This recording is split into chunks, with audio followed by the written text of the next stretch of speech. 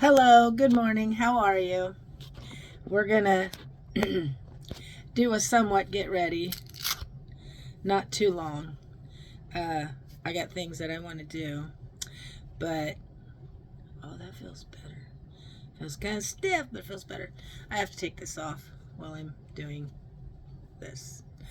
Uh, Went to my grandkids' concert night before last night, and it was pretty good. My two younger ones, they actually sang and participated in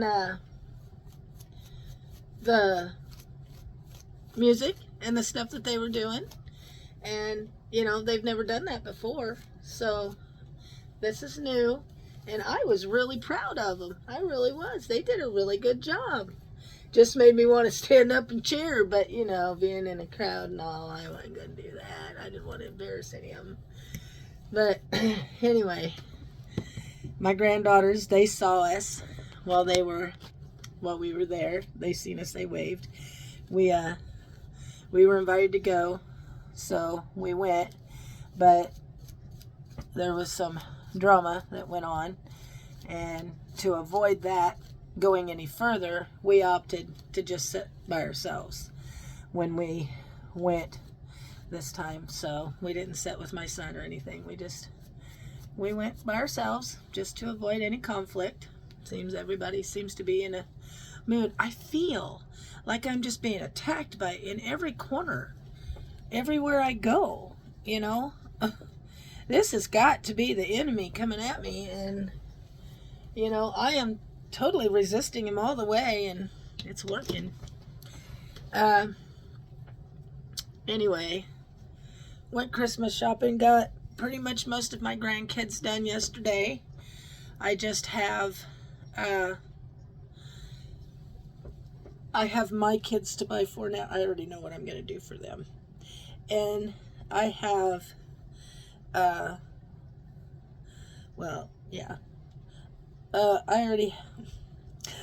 going to do a together gift for them. But then for my own kids, I'm going to do a little something for them because they're my kids and I can. If they don't want it, that's fine. I'll keep it. They'd probably take it. I'm sure they'll take it. But anyway, went shopping yesterday. Got a lot of my shopping done. And in the process of doing that, I got me a couple pairs of joggers. And I didn't get them in a plus size specialty section.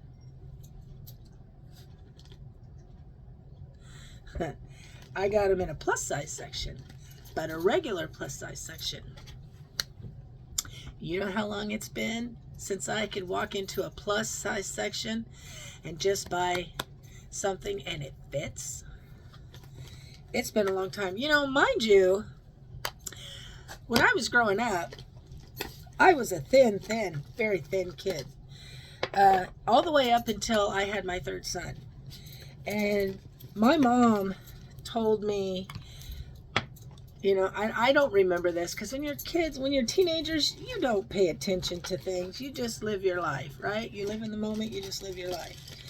And she told me she used to buy the smallest size in clothes, and then she would put elastic in it to fit me. That's how thin I used to be. I used to wear a size 0. And I lost my eyeliner. Every time. That's okay. I've got a multi-million of them. If I can't find it, I'll just get out another one. Ha! Oh, there he is. Ha! Found the little guy hiding down there. Anyway, so I went in and got a couple pairs of joggers, and I've come to learn that my selection of clothes is getting to where it's easier to find because I don't have to do plus size sections like I used to. I still like to go into the Terra and Sky stuff sometimes because some of the stuff they got I like. Get out of there. Like I got me some a smaller size. I went down a size Actually, I went down 2 sizes, but in pants I went down a size because I still have to accommodate for the, you know, abdomen fat that's still there. It's going down. Went down quite a bit. But actually, yeah, it's just the size in that. But so I got me some skinny jeans to replace the skinny jeans that I had that got too big that I kept trying to pull up that would now fall down because I wanted to keep them. But my daughter says, well, if you keep them, they're just going to fall off. So we got rid of them and I had to go replace them because I like them that much. And so I got some of those. But, yeah. And those are Terran Skies. But I like them. And they're, you know, and in them, I wear a smaller size than what I wear in the regular plus size because they are a specialty size. And they're true to size because I've had women within clothes and they're true to size and these match with the women within. So plus size, not all plus size clothes are equal. If you go plus size and, you know, you want to know what your actual size is, go into a true plus size specialty store and get your clothes there. Oh, hold on. I gotta let my pup out. Be right back.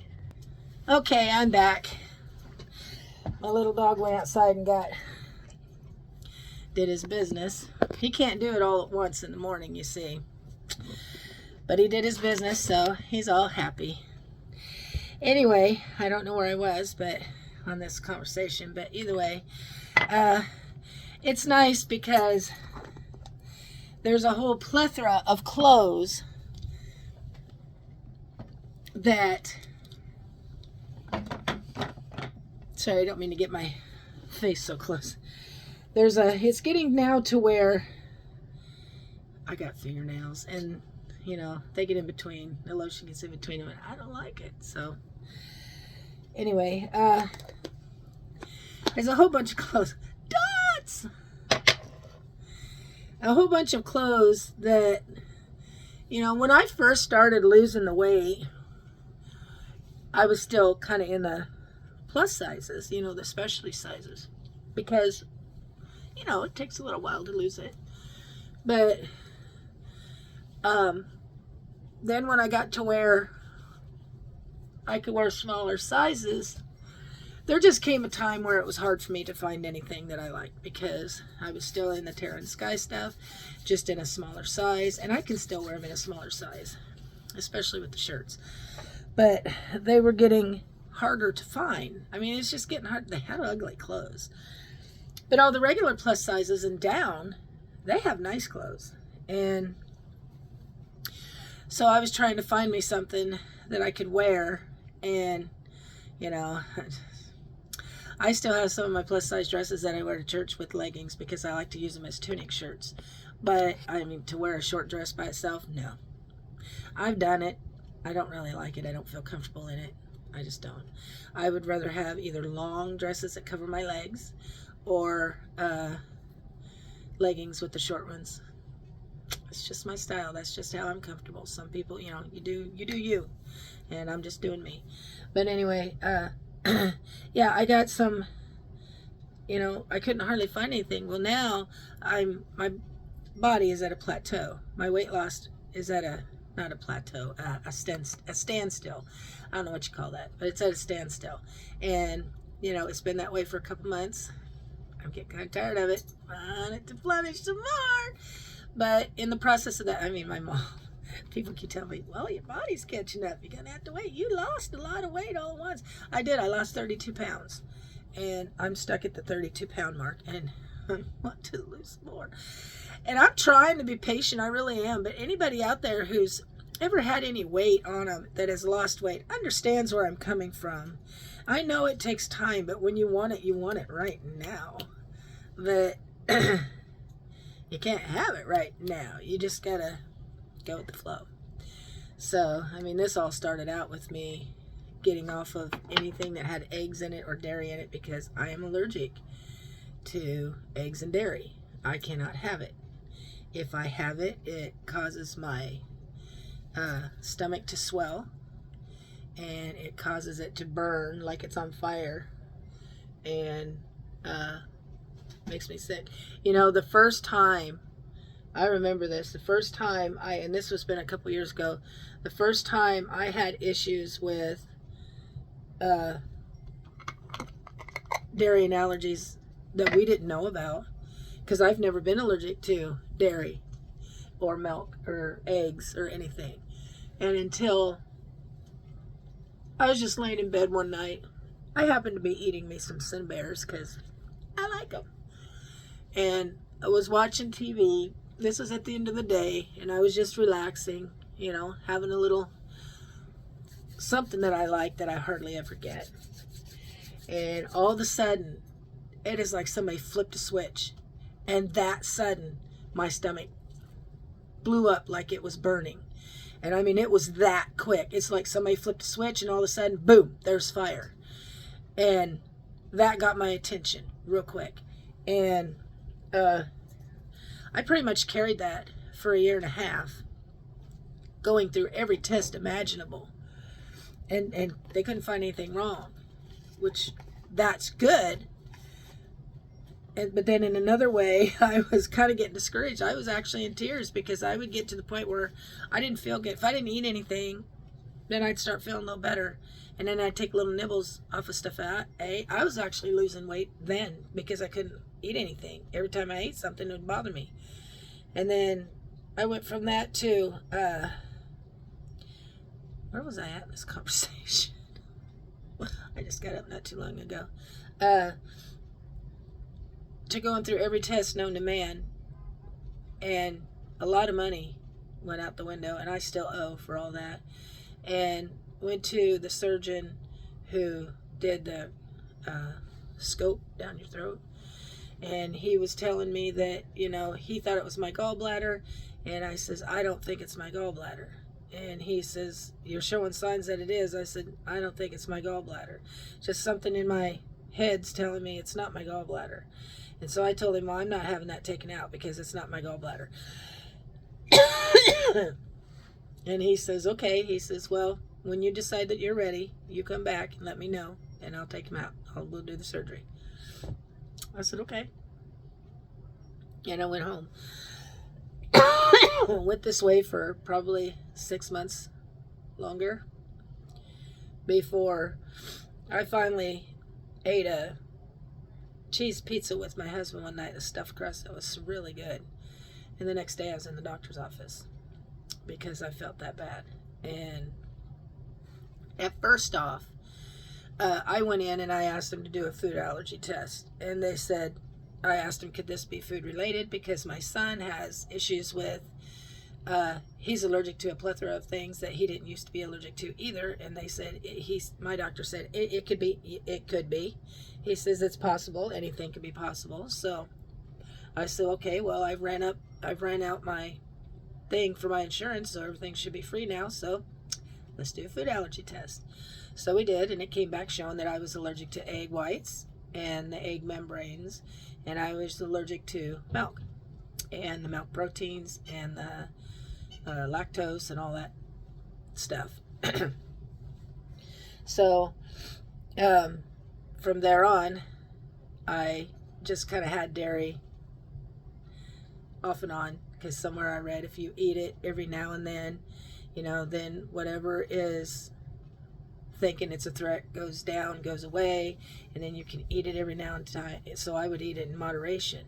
And then one day we had pizza, and the next day I was in the doctor's office, and he told me, he says, well, he says, this can go one of two ways. He says, either you eat it in moderation, and, you know, which is what they do with a lot of kids, and eventually your body gets used to it, and then the threat of allergic reactions go away, and then you're fine.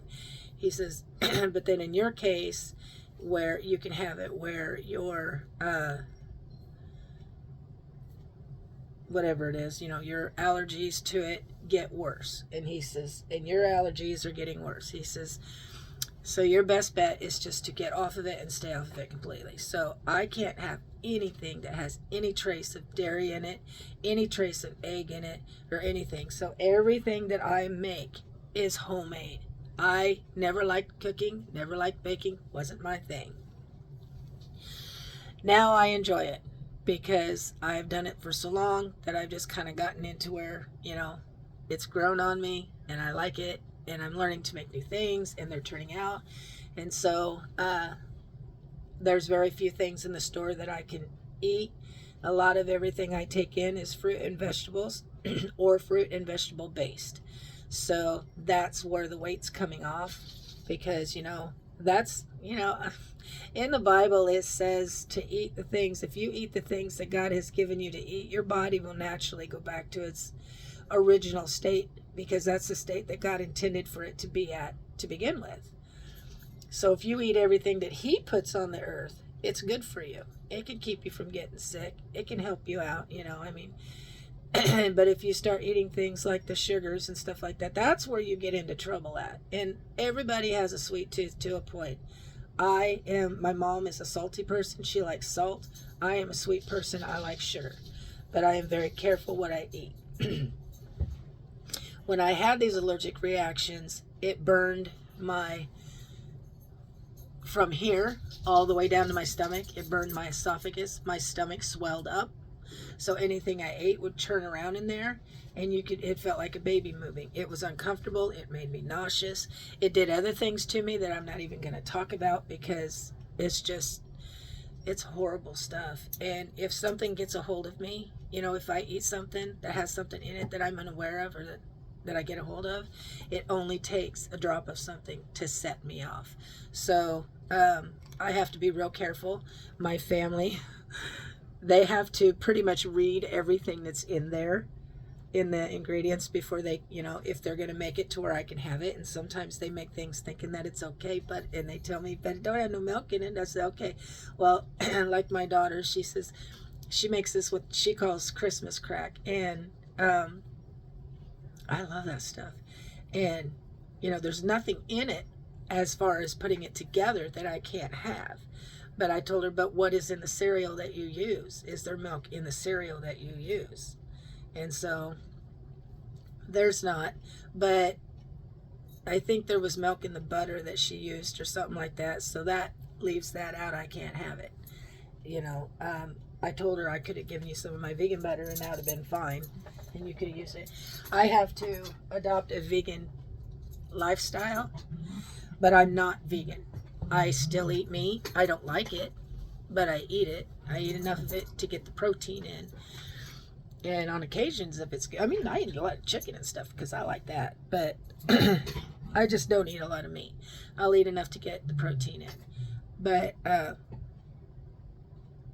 other than that, it's, vegan butter, vegan this, vegan that. Because if you do a vegan diet, a true blue vegan won't have anything to do with animals at all. That's not even in their clothes. It's not in their shoes. It's not in their makeup. It's not in their perfume. It's not in anything that goes on their body or into their body. They have nothing to do with it.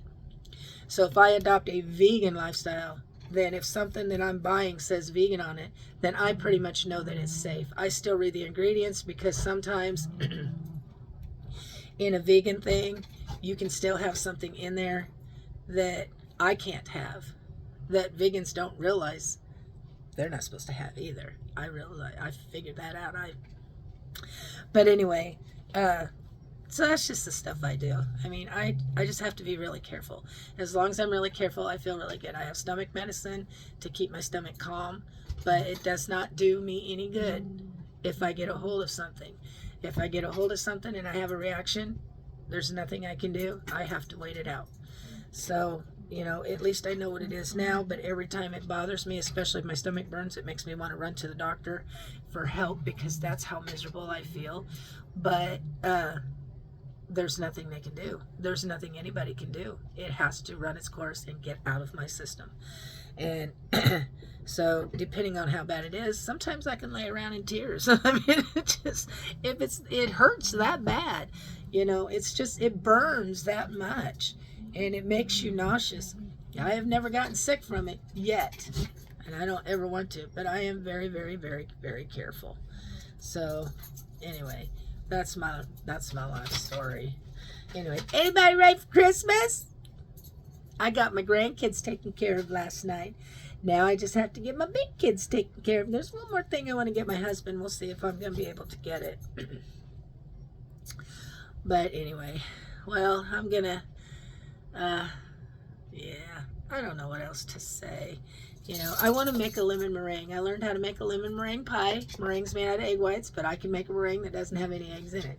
So we're going to make some. We're going to see how it turns out, because I like lemon pie. Lemon meringue is my favorite. But for my mom, for Christmas, I'm going to make, I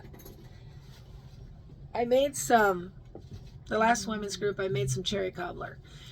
And my mom loves cherries, so she was all about that. So I asked her if she wanted me to make one and bring it for Christmas. Well, actually, she suggested it. And then I asked her if she still wanted me to make it. She says, oh, yeah.